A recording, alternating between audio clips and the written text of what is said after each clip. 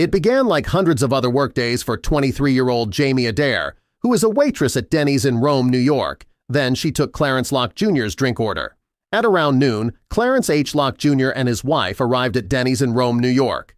The couple sat down at a table in waitress Jayme Adair's section and ordered beverages. Then, Locke's wife got up to go to the bathroom. While she was using the facilities, Adair returned to the table with the drinks, but Locke gave her more than a simple thank you for her effort. The customer and his wife came in together. I didn't recognize him by his face, but when he walked in, he said, "Hello, Jayme," the waitress recalled. That alone would have been enough to creep anyone out, but Locke's odd behavior didn't stop there. As his wife left the table to use the restroom, an incident unfolded which left Adair feeling degraded and Locke facing up to 1 year in prison.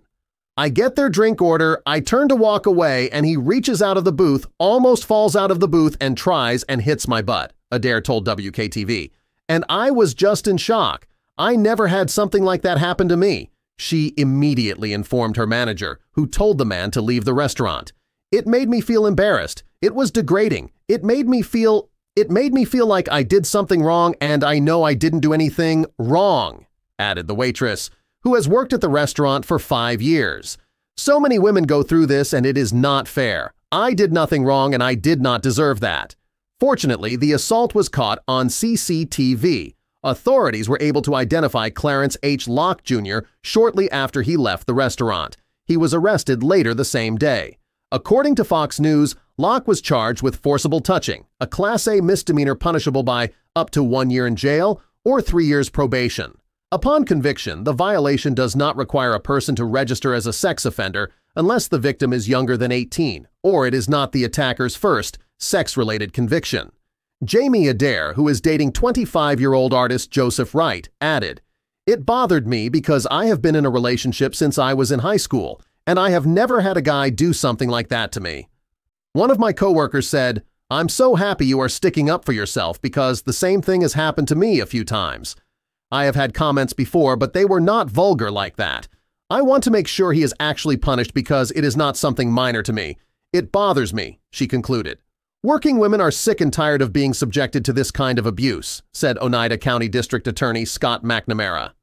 "Why someone would think that they could touch these people like that defies logic. Indeed, any normal person with even a moderate amount of self-control would find it hard to fathom slapping the bottom of a complete stranger. Something clearly isn't right with this man. If he's willing to do something as brazen as this, in public view in broad daylight, one shudders to think what he might be doing when no one is watching." As the investigation unfolded, more troubling details about Locke's past began to emerge. Several former co-workers from a previous job came forward, claiming that Locke had made inappropriate comments to them as well. These accounts painted a picture of a man with a history of boundary issues, who had seemingly gotten away with similar behavior for years. The news only fueled Jayme's determination to see justice served. "If people like him are allowed to get away with this kind of thing, it just keeps happening," she told reporters. "It's time for this to stop." Jayme's decision to go public with her story was not an easy one. She knew that speaking out would expose her to scrutiny and judgment, but she was unwavering in her resolve. "I want people to know that it's okay to stand up for yourself," she said in an interview. "You don't have to stay silent just because it's uncomfortable. If we don't speak up, nothing will change." The support Jayme received from the public was overwhelming. Women from all over the country reached out to her, sharing their own stories of similar encounters in the workplace. Many expressed their gratitude for her bravery, saying it gave them the courage to speak up in their own situations. "Reading the messages from women who went through what I did has been emotional," Jayme admitted. "It shows how widespread this problem is." Despite the public support, there were those who criticized Jayme's actions, accusing her of overreacting. Some even questioned her motives, suggesting she was seeking attention or trying to ruin Locke's life. "It's frustrating when people say things like that," Jayme said. "I'm not doing this for attention. I'm doing this because no one should have to go through what I did." Locke's defense team attempted to downplay the incident, claiming that it was a misunderstanding and that Locke had simply lost his balance while reaching for something on the table. However, the CCTV footage told a different story. The video clearly showed Locke leaning out of the booth and deliberately slapping Jayme as she walked by. The evidence was damning, leaving little room for doubt about his intentions. In court, Locke's demeanor was markedly different from his brazen attitude in the restaurant. He appeared nervous and fidgety, avoiding eye contact with Jayme throughout the proceedings. His wife, who had remained silent throughout the ordeal, sat quietly beside him, her face pale and drawn. Many speculated about the toll this incident had taken on their marriage. As the trial progressed, Jayme found herself reliving the incident over and over again, each retelling more painful than the last. She had to confront the humiliation and anger she felt that day, but she was determined not to let it break her. "I'm not going to let him win," she told her friends. "He doesn't get to control the narrative." The case also sparked a broader conversation about the treatment of service industry workers. Many in the community rallied behind Jayme, advocating for better protections for waitstaff and other workers who often find themselves vulnerable to inappropriate behavior from customers. "People forget that we're human beings too," Jayme said. "Just because we're serving you doesn't mean you have the right to disrespect us." Jayme's boss at Denny's was one of her biggest supporters throughout the ordeal. He had acted quickly when Jayme reported the incident, ensuring Locke was removed from the premises and calling the police. "No one should have to deal with what Jayme went through," he said. "We take care of our employees here, and we're proud of how she handled the situation." As the verdict loomed, Jayme remained hopeful that Locke would be held accountable for his actions. She knew that whatever the outcome, she had done the right thing by coming forward. "At the end of the day, I can hold my head high because I stood up for myself," she said. "That's what matters." The day of the verdict finally arrived, and the courtroom was tense with anticipation.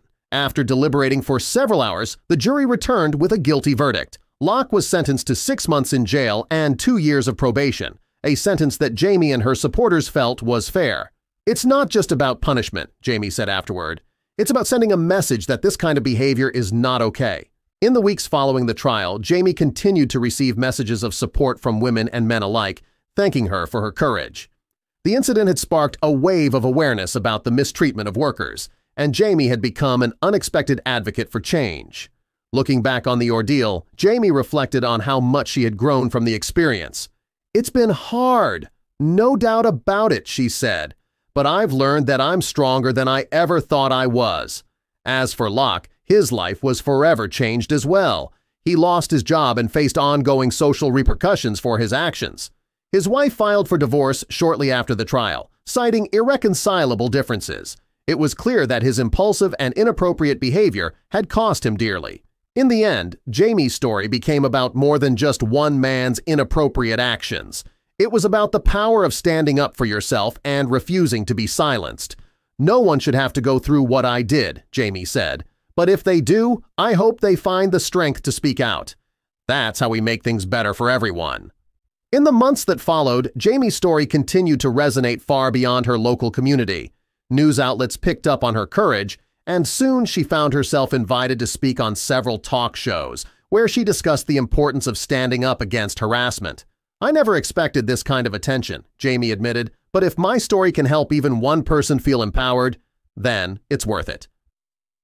Jayme also used her newfound platform to advocate for legislative changes aimed at protecting workers in the service industry. Alongside local politicians and worker advocacy groups, she helped push for laws that would hold customers accountable for inappropriate behavior. "It's time to stop looking the other way when things like this happen," Jayme said during one public event. "We need real consequences for people who think it's okay to treat others this way." Meanwhile, Denny's implemented additional training for employees and managers on how to handle harassment in the workplace, hoping to prevent future incidents like the one Jayme experienced. They also partnered with local organizations to offer workshops on workplace respect and safety. Jayme took an active role in these efforts, often speaking at the sessions to share her experience firsthand. Through it all, Jayme remained grounded, keeping her focus on her relationship with Joseph and her close friends. "Having a strong support system is what got me through this," she said. "Joseph has been my rock and my friends have stood by me every step of the way." She felt lucky to have such a loving and supportive circle around her. As she moved forward, Jayme was determined to continue using her voice to help others. "I'll never forget what happened, but I'm not going to let it define me," she said with a quiet confidence. I want to be a voice for change, so no one else has to go through what I did. If Jayme's story has inspired you, remember that no one should tolerate harassment or inappropriate behavior in the workplace or anywhere else. If you or someone you know is facing a similar situation, speak up and take action. Whether it's reporting the incident to a manager, seeking legal support, or simply standing up for yourself, every step counts in making a difference. Together, we can create safer environments for everyone. Stand strong, speak out, and let's make sure no one ever has to face this alone.